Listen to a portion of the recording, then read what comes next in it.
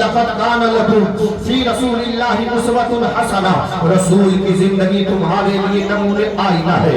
حضرات آج پورے ملک میں نفرت کے بادل چھائے ہیں، نفرت کی ہوائیں چل رہی ہے۔ نفرت کا عالم تو یہ ہے، ٹی وی چینل پہ دیکھو تو نفرت کی دکان کھلی ہے، موبائل کھولیے تو نفرت کی دکانیں کھلی ہے، چاہے تو ہوٹلوں پر بیٹھیے تو نفرت بھری باتیں کی جاتی ہے، کسی دکان پر جائیے تو اینٹی مسلم کی بات کی جاتی ہے۔ میں آپ سے عرض کرنا چاہتا ہوں، اگر ہم نے آج بھی حضور کی سیرت کو اپنا لیا ہوتا، اخلاق مصطفیٰ کو اپنا لیا ہوتا، تو یہ دنیا کہنے پہ مجبور ہو جاتی یہ جانے والا شخص کوئی اور نہیں ہے بلکہ مصطفیٰ کا غلام جا رہا ہے، حضور کا عاشق جا رہا ہے۔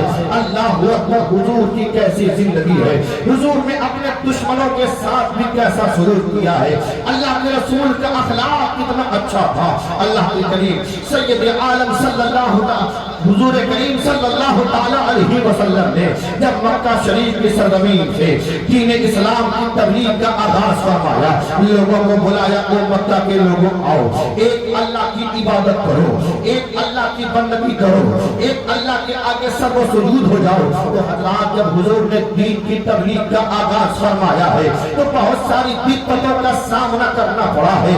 آپ سے پہلے کہنا چاہتا ہوں کہ کیچڑ سے کیچڑ ہرگز صاف نہیں ہوتا ہے، بلکہ کیچڑ کو صاف کرنے کے لیے پانی کی ضرورت پڑتی ہے۔ لاکھ آندیاں ہمارے ملک میں چل رہی ہیں نفرت کی، لاکھ ایسے کرائے کے ٹٹو گھوم رہے ہیں جو نفرت کے بیج بو رہے ہیں۔ ایسے کرائے کے ٹٹوؤں کو جواب دینے کی ضرورت ہے۔ ہم وہ قوم مسلم ہیں، ہم اس مذہب اسلام سے تعلق رکھتے ہیں۔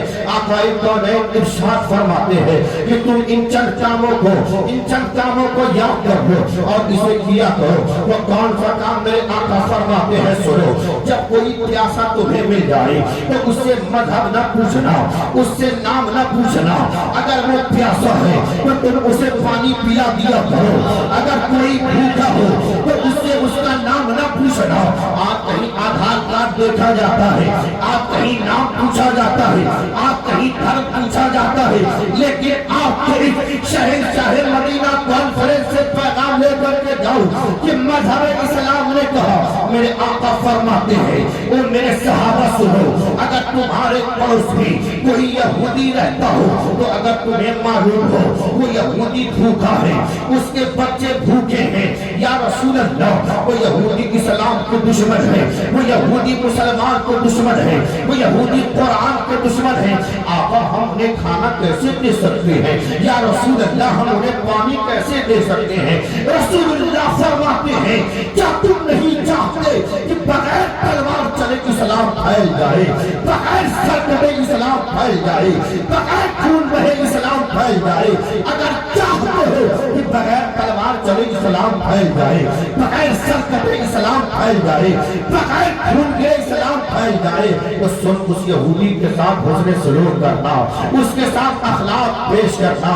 یاد رکھنا جب وہ تیرے اخلاق کو دیکھے گا وہ کہنے پہ مجبور ہو جائے گا کہ جب ایک مسلمان کا اخلاق اتنا اچھا ہے تو اس کا مذہب کتنا اچھا ہوگا، اس کے پیغمبر کا اخلاق کتنا اچھا ہوگا۔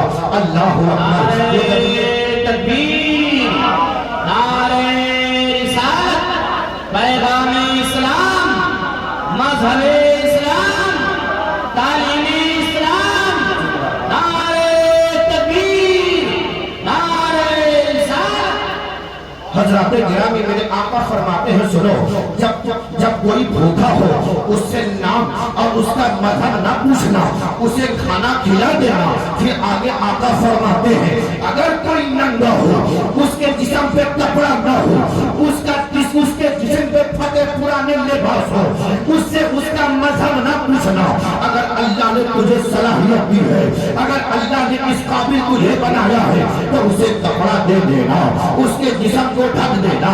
کہا جب تم راستے راستے سے چلا کرو تو راستے سے چلتے ہوئے یہ پیغام دو کہ جب مسلمان راستے سے چلتا ہے وہ راستے سے پتھروں کو ہٹا دیتا ہے تاکہ کسی راہی کو تکلیف نہ ہو، چاہے کسی مسافر کو تکلیف نہ ہو۔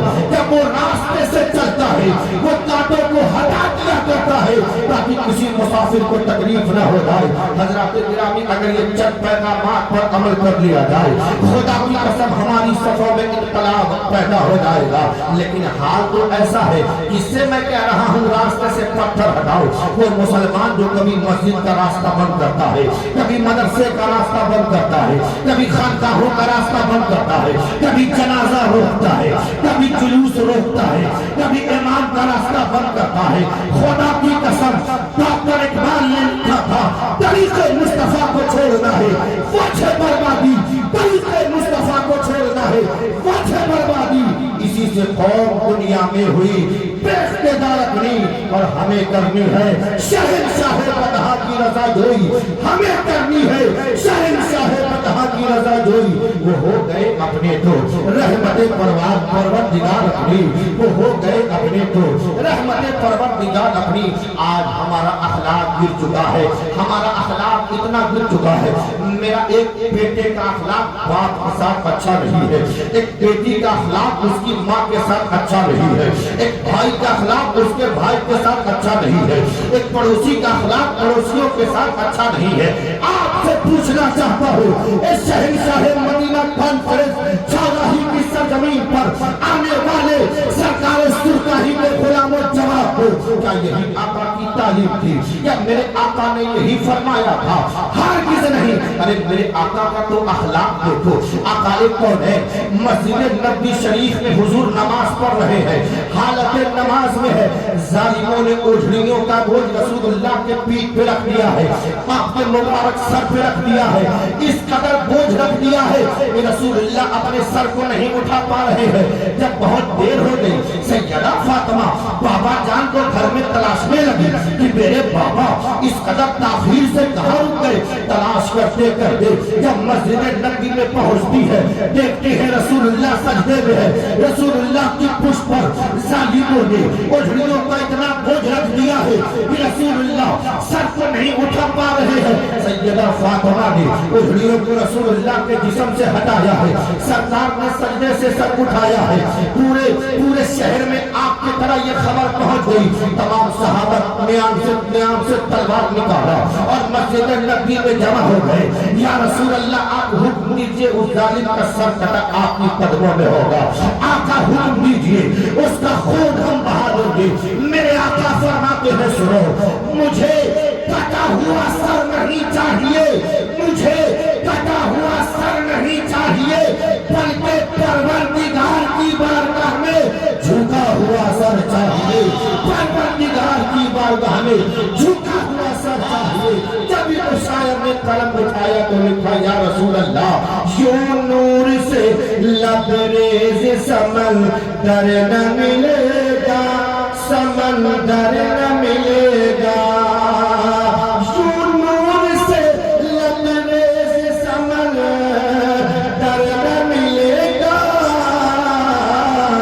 سرکار دعا لب سا پیمبر نہ ملے گا، پیمبر نہ ملے گا، سرکار دعا لب سا پیمبر نہ ملے گا، پیمبر نہ ملے گا، یوں نور سے لبریز سمندر نہ ملے گا، سمندر نہ ملے گا۔ حضور کی سیرت ہے، اللہ اکبر، رسول اللہ چاہتے تو صحابہ کو حکم دیتے کہ تمام ظالموں کے سروں کو کاٹ دو، ان کا خون بہا دو، ان کی بوٹیاں کر دو، لیکن مصطفیٰ فرماتے ہیں مجھے ان کا کٹا ہوا سر نہیں چاہیے، بلکہ بارگاہ خدا بندی میں جھکا ہوا سر چاہیے۔ سبحان اللہ، رسول اللہ نے ایسا اخلاق پیش کیا، اللہ اکبر۔ حضور اکرم صلی اللہ تعالی علیہ وسلم مسجد نبوی میں صحابہ کو درس دے رہے ہیں، مسجد نبوی میں صحابہ کو درس دے رہے ہیں۔ اتنے میں ایک یہودی آیا اور اس نے مسجد نبوی کے حصے میں پیشاب کرنا شروع کر دیا۔ اسے معلوم نہیں مسجد کی اہمیت کیا ہے۔ رسول اللہ نے جب اسے دیکھا تو صحابہ غصہ ہو گئے، چاہا کہ اسے اس کا سر قلم کر دیا جائے، لیکن اخلاق مصطفیٰ ہے، اللہ اکبر، رسول اللہ صلی اللہ تعالیٰ علیہ وسلم ارشاد فرماتے ہیں صحابہ رک جاؤ۔ جب وہ مکمل پیشاب کر چکا، حضور نے قریب بلایا اور بلانے کے بعد کہا کیا تم جانتے ہیں کون سی جگہ؟ کہا نہیں جانتا۔ کہا سنو یہ مسجد ہے، یہ اللہ کا گھر ہے، یہاں عبادت کی جاتی ہے، یہاں ریاضت کی جاتی ہے، یہاں اللہ کو یاد کیا جاتا ہے، یہاں نماز پڑھی جاتی ہے، یہاں سجدے کیے جاتے ہیں۔ حضور کا اخلاق ایسا کہ جب یہودیوں نے حضور کے اخلاق کو دیکھا تو وہ حضور کے قدموں میں گرے اور کہا یا رسول اللہ مجھے داخل اسلام کر لیجئے۔ مکہ کیا پڑھیا جب رسول اللہ صلی اللہ تعالیٰ علیہ وسلم تبلیغ کی غرض سے نکل گئے، صحابہ اکرام کی گھربت میں تو وہ بڑھیا اپنے گھر میں جھاڑو لگا کر کچڑے کو ایک جگہ جمع کر دی اور انتظار میں رہتی کہ حضور کا گزر کب ہوگا۔ جیسے ہی رسول اللہ کا گزر ہوتا وہ ظالمہ عورت رسول اللہ کے جسم مبارک پر پورا کر کر پھینک دیا کرتی تھی۔ یہی سلسلہ جاری رہا، رسول اللہ نے کبھی غم کا اظہار نہ کیا، کبھی اسے بھلا برا نہ کہا۔ وقت گزرتا رہا، چند دن گزرے ہیں، اس ضعیفہ نے پورا کر کر پھینکنا بند کر دیا۔ جب اتنا رسول اللہ نے دیکھا تو صحابہ سے پوچھا کہ یہ بتاؤ کہ وہ بڑھیا کہاں ہے؟ یا رسول اللہ کون کا جو مجھ میں پورا کر کر پھینکتی تھی؟ صحابہ کہتے آقا وہ بڑھیا کہیں ہو، اس سے کیا مطلب ہے؟ رسول اللہ نے پوچھا پتا تو کرو۔ جب پتا کیا تو معلوم ہوا کہ وہ بڑھیا بیمار ہے۔ آج اپنا بھائی بیمار کرتا ہے تو دوسرا بھائی سے کہتا معلوم ہوا ہے، پڑوسی کہتا ہے کہ آپ کا بھائی بیمار ہے، آپ کا دوست بیمار ہے، آپ کا پڑوسی بیمار ہے۔ ارے بیمار تو دور وہ مر جائے مجھے اس کی فکر نہیں ہے۔